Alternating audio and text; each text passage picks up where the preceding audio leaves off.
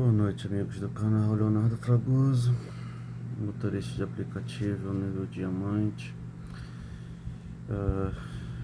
Eu vou pretender colocar aqui vídeos mais explicativos em relação a como eu consegui alcançar o nível diamante. Vou explicar em outro vídeo sobre corridas agendadas, como alcançar ganhos trabalhando com carro alugado, com limite de quilometragem, o porquê que eu trabalho dessa maneira, conforme eu estou mostrando em vídeos anteriores, ok? Então, o primeiro ponto, o primeiro vídeo que eu vou fazer em relação a como chegar no nível diamante, tá? O que eu fiz na época que eu comecei? A primeira coisa foi estudar sobre o aplicativo e vi sobre o programa Uber Pro, vi os benefícios e vantagens em ser platina e diamante, e eu só tinha como ter certeza de que seria algo vantajoso, obviamente, depois que eu alcançasse esse nível e trabalhar, né, para saber como seriam os ganhos. Em primeiro lugar, eu moro na Zona Oeste. Eu sempre colocava o destino o mais longe possível da onde eu moro. Então eu colocava sempre destino na Zona Sul. Eu percebi que na Zona Sul normalmente os passageiros ficam por lá mesmo. Tem muitas corridas de um bairro para outro, corridas curtas, o que ajudava a aumentar o nível de aceitação, a diminuir ou deixar baixo a taxa de cancelamento e, por consequência, ajudava a alcançar as promoções, ajudava a manter a quilometragem do carro baixa por causa do limite de quilometragem, tornando a repetir, tá? Como ainda na época não existia, e obviamente para você chegar nesse nível não vai existir a opção de você dirigir em determinadas regiões do Rio de Janeiro, então o que eu fazia? Obviamente aparecia viagem para um lugar que normalmente às vezes eu não gostava de ir ou que não conhecia. Eu aceitava, chegando lá perto, dependendo do local, dependendo do bairro, eu ainda aceitava outras corridas. Quando eu percebesse que eu estava me afastando cada vez mais do centro do Rio, eu desligava o aplicativo, ligava a 99 com destino novamente para a Zona Sul, voltava para lá ou próximo, desligava e ligava a Uber novamente. Para quê? Porque a Uber só dá direito a 2 destinos por dia. Um era ir para a região que eu gostava de trabalhar e a outra, obviamente, para voltar para casa. Então, essa foi uma maneira que eu encontrei de subir de nível gradualmente e chegar até o nível platina e diamante. Conforme eu citei, não existia a possibilidade de você escolher a região que poderia trabalhar. Só que tinha um diferencial. Quando eu atingi o nível platina, eu tive direito a ter destino extra.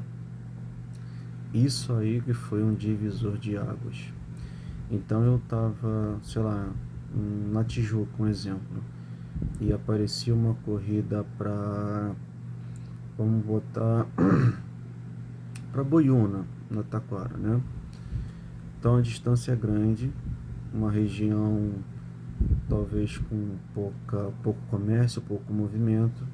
Então, quando isso acontecia, a Uber dava a opção de destino extra, ou seja, eu chegava lá e assim que finalizava a corrida, a Uber me dava o direito de escolher um destino nos próximos 15 minutos.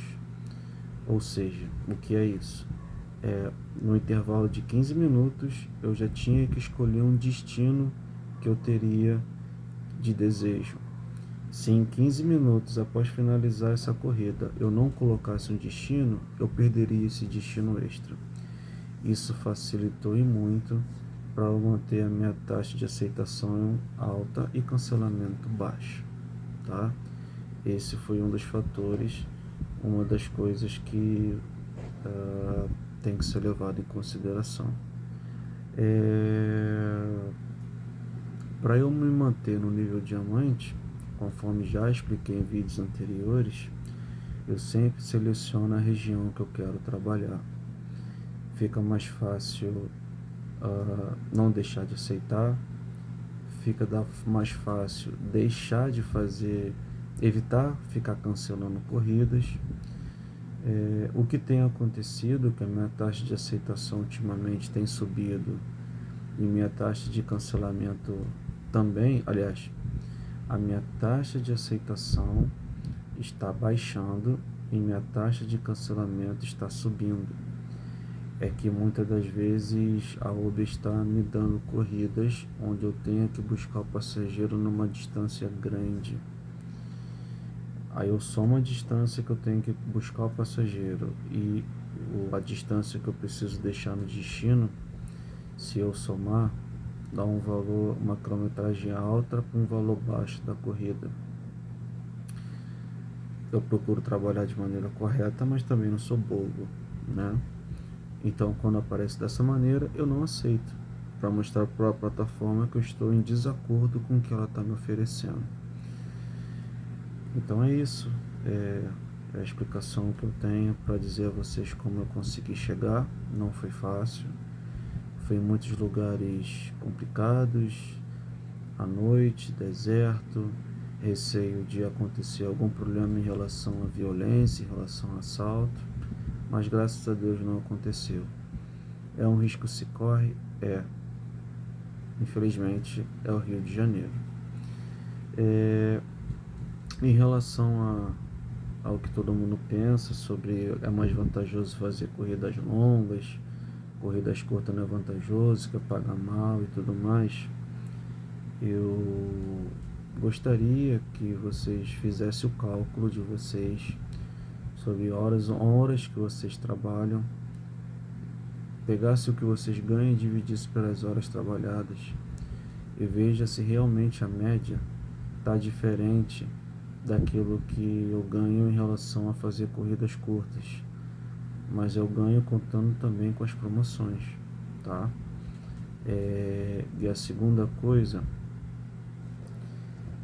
comparar o gasto que se tem em fazer corridas longas em relação ao combustível. Como o meu carro é 1.0, a diferença para fazer corridas curtas ou longas no consumo, pelo menos é o que eu percebo, na bomba, não é tão diferente. A diferença maior fica mais quando ligo o ar-condicionado. Eu coloquei o vídeo aqui de ganhos no domingo. Ontem eu trabalhei o dia inteiro com o ar ligado, porque estava bem quente, bem abafado, e logo depois começou a chover. Então não teve como eu trabalhar sem ar-condicionado.